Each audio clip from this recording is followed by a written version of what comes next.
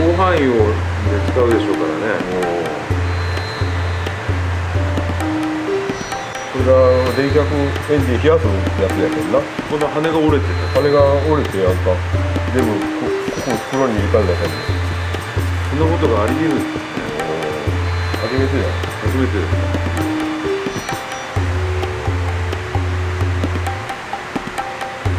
ここには物はあんまり入らないですよね。だけんこれからな、こっからなんか吸い込んだんだね、空気と一緒に硬いやつをな、それで折れたんだわ。ここな、ありえんかな。